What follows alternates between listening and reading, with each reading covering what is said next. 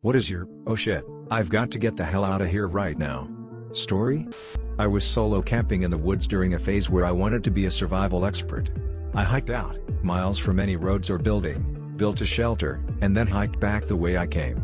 Less than a mile away from my camp, I found a dead coyote, decapitated, gutted, and laid out like a sacrifice or something. The eyes were gouged out and it was strung across a big, flat rock. A rock which I used as a marker on the way in, so I know it hadn't been there a day before. I ran out of there as fast as I could, knife at the ready, probably 10 miles back to my house. I still have no idea who would have done it, but I know I didn't want to run into them in the woods alone. My friend and I met at Waffle House for lunch. A guy came into the restaurant looking for a piece of paper that he had accidentally left on a table. The waitress didn't know where the paper was located and might have thrown it away. The guy got upset saying the paper was important and he was going home to get his gun stored under his mattress. My friend and I quickly paid our check and got the heck out of the restaurant. I was the only white guy working at a Hispanic restaurant and I don't speak Spanish, that's part of it. One night after work I get invited to drink at one of their houses. All is going good, we're drinking and I even danced a bit. Then after going outside to the back patio to smoke a cigarette I come back inside and the guy whose house I was at has a knife and is yelling at these 3 co-workers of mine blocking the front door. Yelling in Spanish that no one is leaving. I knew that much. A bar patron who knew me grabbed me and pleaded to the guy just to let me and him out since we had no part in it. The homeowner lets us both out. I asked the bar patron WTF was that when we're outside since I can't speak Spanish, and he says the guy thinks my 3 coworkers are sleeping with his wife and he's probably about to kill them. I got in my car and got the F out of there. Mine is more laughable and my dad likes to tell it, but it's the only thing that comes to mind. I was with my dad at a car shop his friend owned. He was visiting said friend and had just brought me along. They were working on some old car, and I wasn't paying much attention as an 8-year-old. But they sprayed something on a piece of the engine as they were turning it on or hitting the gas or something, and it made this big flame appear for just a second or two. Well, in that second or two I had ran several yards to the street because I had seen way too many movies of cars exploding. There were like 5 men including my dad all standing around and they were laughing their asses off. I was in Thailand back in 2010. On the Southern Islands after a full moon party. My friend and I were talking to 2 girls who invited us to play poker. We went and sat down with 2 German guys and 2 burly Thai guys full of tattoos and began to play. They were joking, friendly, and the buy-in was $10.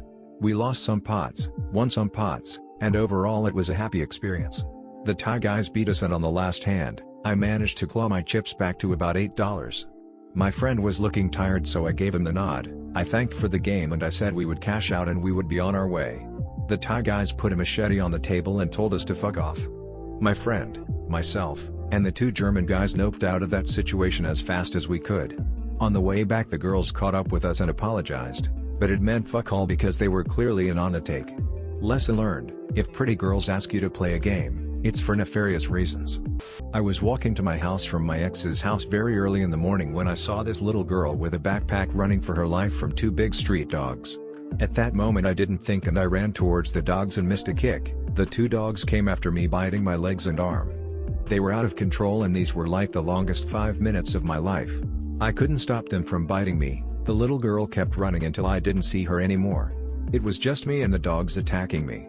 I tried to climb a fence to get inside a house but I couldn't when a taxi driver stopped and went out of the car with a short stick and he tried to scare them off, giving me a chance to run, and without thinking, I got inside the car. The guy just ran a couple of times around the car with the dogs behind until he got in and he drove off like really fast. He took me to the hospital where I got a lot of stitches on my legs, arms, and hands. That guy is my hero. Every now and then I go to his taxi stop and give them sandwiches or something. We never knew what happened to those dogs. St. Patrick's Day, midnight. I, 26 at the time, female, was walking home from the Irish bar I worked in. Saw a lad attack a girl and run. Checked on the lass to make sure she was alright, stayed with her until the police arrived.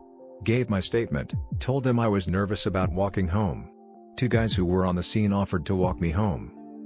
Policeman said, "There you go, you're sorted." That's right, sent me off with 2 strangers. I scolded myself for being so nervous, told myself it was really nice of them to offer to walk me home. We were about halfway to my house when they started talking about what they'd witnessed, how that girl deserved to be attacked, and that their friend, the attacker, had done nothing wrong. My spidey senses weren't just tingling.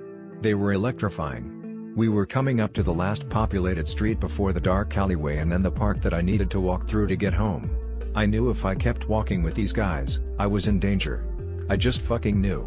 I checked my phone and told them my friend was in the conveniently nearest club just across the road, thanked them for their offer to walk me home, and headed to the club entry before they could say anything. Jumped in a taxi. As we drove past the alleyway, those fuckers were waiting for me. They'd called my bluff about going into the club, and they were watching out for me. I don't know what they'd have done to me, but that's my biggest, listen to your instinct story, and I'm really fucking glad I did. I was kicking myself because my manager, who was also my friend mutual crush, had offered to walk me home, but I didn't want him having to walk all the way home himself in the other direction after. One time I was driving through Kansas in the middle of the night with my girlfriend on a road trip. Summer of 2017? We had issues with the car breaking down in Nebraska, and were spudding along until we reached Colby, Kansas, and waited for night so the roads were less busy. As we were driving along, not Highway 70 but just south to stay off the highways, a semi caught up to us. The car didn't want to go past 50 to 60 miles per hour, and I didn't want to push it and break down. Needless to say, I was going too slow for this semi-truck. For about an entire hour this guy is riding my ass, flashing his lights, etc. Never honked his horns though. I would slow down and pull off to the side a little bit to let him pass, but every time I did he would slow down too and give me a ton of space. It's now about 2 to 3 a.m. We are in the middle of nowhere coming up close to the border of Colorado. He is still constantly riding up to my ass and turning his lights on and off again. We finally come across a gas station and pull over to a pump on the right side. I cannot emphasize how literal I mean by middle of nowhere. It's flat deserts forever in all directions. It's an empty shell gas station that is closed and dark AF. We hope the truck will just pass us and we pretend to pump gas. This fucking truck slows down all the way and stops right there on the road next to us. He proceeds to back his truck up enough to pull into the gas station behind us, perpendicular to our car. I start losing my shit and looking around. I am standing outside of my car, and my girlfriend is screaming for me to get back in the car. This guy gets out of the semi and starts walking directly towards us. He is only about 50 yards away when I notice a small brown pickup truck sitting on the backside of the shell, eerily placed. I notice there is someone in it. I run towards him. As I get closer I realize there is a police badge painted on the side of this brown pickup and the man inside is actually an officer. I can only imagine what this guy on late night duty was thinking when I am running up to him. He rolls down the window with a confused look on his face. My girlfriend is screaming at me in panic as this guy gets within 10 yards of the car, while I am spitting about 50 words out of my mouth in about 2 seconds explaining our situation. The officer doesn't say a word and just drives around our car. The man notices and does an immediate U-turn back towards his truck, as the officer is yelling at him to stop. I hop back into my car, look in the rearview mirror for a second to see the officer getting out to try to talk to this guy. I turn on the car, hit the gas, and drive into Colorado a few minutes later. I will spend the rest of my life wondering what would have happened if that officer wasn't just sitting there that night. Whoever you are, man, bless your soul.